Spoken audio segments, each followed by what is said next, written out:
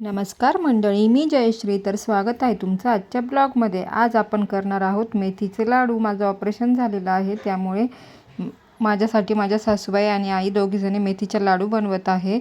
तर त्यासाठी आधी मेथी भाजून घेतलेली आहे आणि इकडे गहू पण भाजून घेतलेले होते आधीच. बघा, अशा प्रकारे गहू भाजलेले आहे आणि मेथी पण भाजून घेतली होती आणि ते दोघं मिक्स केलेलं आहे. ते दळण्यासाठी द्यायचं होतं दळायला. तर इकडे लाडूचं खूप बारीक दळून देतात, त्यांना सांगावं लागतं की जाडसर दळून द्या. कधी कधी सासूबाई गावावरून आणतात जाडसर दळून, त्याचे लाडू खूप छान होता. पण आता सध्या इथेच आम्ही गहू वगैरे भाजले होते आणि इथूनच दळून आणणार होतो. तर इथे आम्ही सांगितलं गिरणीत थोडं जाडसरच दळून द्या, लाडूसाठी पाहिजे. मग ते दळण्यासाठी नेलं आणि नंतर इकडे होती खारीक आणि खोबरं. तर ते मला मिक्सरला बारीक करायचं होतं. ते मी गिरणीत नाही दिलं, कारण खारीक काही जास्त कडक नव्हती, ती मिक्सरला होण्यासारखी होती. जास्त कडक खारी असली तर ती नाही होत मिक्सरला. मग आम्ही पहिले थोडंसं दळून बघितलं होती का नाही तर उगाच मिक्सर खराब व्हायचं. पण खूप छान बारीक झालं बघा, तुम्ही बघू शकता. त्यात थोडं खोबरं टाकलेलं होतं आणि खारीक पण ओलसर होती ना, मग खूप छान बारीक झालं. मग मी सगळ्या खारीक आणि खोबरं असंच बारीक दळून घेतलं मिक्सरलाच. आणि एक किलोचं प्रमाण घेतलं होतं. हे दोघं 1 किलो होतं. हे बघा किती छान मस्त बारीक झालं. आणि 1 किलो खोबरं पण किसून घेतलं आम्ही साईडला. आता उन्हाळा चालू झालेला आहे, पण माझं ऑपरेशन झालं ना, म्हणून मग आईने ते बोलले अजून काही जास्त उन्हाळा नाही झाला, तू खा, तुझ्या कमरेसाठी चांगलं राहील, म्हणून त्यांनी माझ्यासाठी बनवले. तर हे बघा, इकडं खोबरं पण आहे. 1 किलो खोबरं पण किसून घेतलेलं होतं मस्तपैकी. आणि 1 किलो काजू, 1 किलो बदाम, असं सगळं प्रमाण केलं होतं. पण काजू बदामचा व्हिडिओ घ्यायलाच नाही जमला. 1 किलो गूळ, सगळं 1 किलोचं प्रमाण होतं. तर दोघं मस्तपैकी मिक्स करून घेतलं. आणि लाडू हे आई आणि सासूबाई दोघी मिळून बनवत होत्या. माझ्या सासूबाई खूप छान लाडू बनवतात, खूप टेस्टी बनवतात. त्यांच्या हाताची चव काही वेगळीच आहे. माझ्या आहोंना त्यांच्याच हातच्या आवडतं. मग ते बोलले की आई तूच बनव. आणि माझं पण ऑपरेशन झालेलं, त्यामुळे मी पण काही बनवू शकत नव्हती जास्त. मग दोघं मिक्स करून घेतलं मस्तपैकी. आणि तिकडे आईंनी लगेच पातेलं वगैरे ठेवलेलं होतं गॅसवर. हे बघा, इथे आम्ही बदाम आणि काजू यांचं पण मिश्रण केलं होतं, ते पण दळून घेतलं होतं. आणि 1 किलो गूळ पण फोडून घेतलेला होता. काजू बदाम हे मिक्सरलाच दळून घेतले. मग आईंनी पातेलं ठेवलं आणि 2 तेल पिशव्या टाकल्या. 2 किलो तेल लागलं. 2 किलो नाही लागलं, कमी पडलं. आम्ही वरतून नंतर टाकलं होतं, ते तुम्हाला कळेलच. तेल गरम करून घेतलं आधी आईंनी, मग गूळ टाकला. गूळ मोकळा करून ते टाकत होत्या. गूळ पण आम्ही फोडून घेतलेला होता, तो मोकळा करून त्या तेलात टाकत होत्या. पाक बनवत होता. त्यांनी पाक खूप छान बनवला. मी बनवलं तर मला एवढे परफेक्ट नाही येत, कधी पाक कडकच होतो, कधी काय. पण त्यांचं एकदम भारी आहे, ते एकदम छान बनवतात. त्यांना सगळे माप वगैरे परफेक्ट माहीत आहेत. मग त्या तिकडे पाक बनवत होत्या, तोपर्यंत इकडे आई पीठ वगैरे कालवत होती. सगळं साहित्य मिक्स करत होती त्याच्यामध्ये. पिठामध्ये खारीक, खोबरा वगैरे ते दळलेलं सगळं मिक्स करून घेतलं. आणि अध्याय बघा, अध्याय पण मध्ये मध्ये करत होतं. त्याला तर डब्याचं झाकणच घेतलेलं होतं खेळायला. त्याला असं काम करत असताना मध्ये मध्ये करायला खूपच आवडतं. त्याला मी सांभाळत होती आणि त्या दोघींचं काम चालू होतं.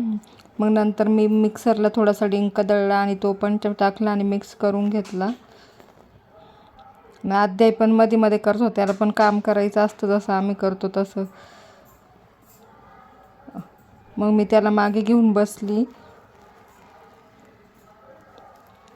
आईने सगळं चांगलं व्यवस्थित मिक्स करून घेतलं आणि ती पाटी छोटी पडत होती ना, मग थोडंसं पीठ काढून घेतलं. हे बघा, पाक किती सुंदर झाला आहे.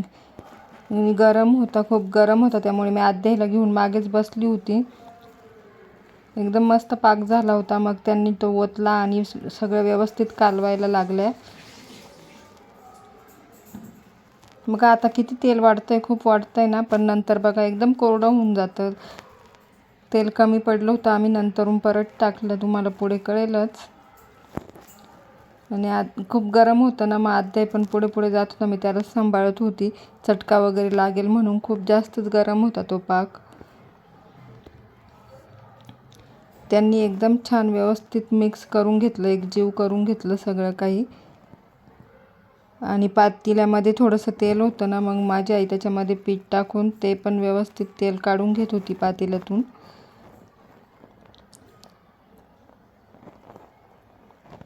त्या दोघींनी इतके छान लाडू बनवले जुन्या पद्धतीचे ना,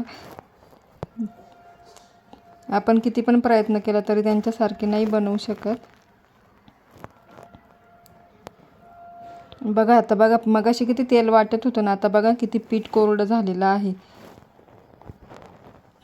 तेल परत कमी पडलेलं आहे. एकजीव केल्यानंतर पूर्ण कोरडंसर झालं होतं ते. 2 किलो तेल पण त्याला कमी पडलेलं होतं. आणि ते पूर्ण खाली व्यवस्थित मिक्स करावं लागतं, नाही तर खाली तसंच पीठ राहून जातं आणि वरतीच मिक्स होतं. मग आई पूर्ण व्यवस्थित करत होत्या. खूप गरम पण होतं ते, पण त्या करत होत्या. आद्याचं खेळायचं काम चालू होतं, त्याला आम्ही सांगत होतो चटका आहे मागे हो.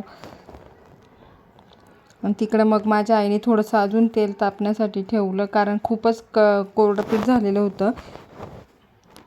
लाडू वळता नसते आले असते, पण खूप कोरडे खायला पण चांगले नाही वाटत. थोडंसं तेल असलं तरच खायला चांगले वाटतात. तरी आम्ही अजून अर्धा किलो तेल ओतलं.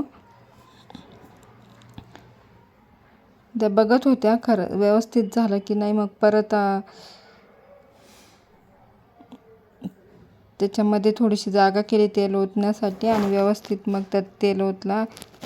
तोपर्यंत मी आद्याला थोडंसं पीठ घेतलं आणि छोटासा लाडू बांधून दिला. त्याला टेस्ट करण्यासाठी देत होती कसं आहे काय आहे. काय एवढं तेल ओतलं आणि त्यानंतर आम्ही लाडू वळून घेतले. आणि महत्त्वाची गोष्ट म्हणजे लाडू वळतानाचा व्हिडिओच रेकॉर्ड झाला नाही. मी मोबाईल ठेवला होता, पण ते नंतर लाडू झाल्यानंतर मला कळालं की ते लाडू वळतानाचा व्हिडिओच रेकॉर्ड झाला नाही. सगळ्यात महत्त्वाची गोष्टच रेकॉर्ड झालेली नाही. मग अशा प्रकारे आम्ही पीठ वगैरे एकजीव केला आणि तिघींनी लाडू गरम गरम होतोपर्यंत असे लाडू वळून घेतले. बघा झाल्यानंतर मी व्हिडिओ काढला, एवढे लाडू बनले. आणि गरम असतानाच लाडू वळल्या जातात म्हणून आम्ही तिघी होतो, मग ते पटकन वळले गेले. तर अशा प्रकारे माझे मेथीचे लाडू झाले. ब्लॉग आवडला असेल तर चॅनलला सबस्क्राईब करा, लाईक करा, कमेंट करा. Bye bye.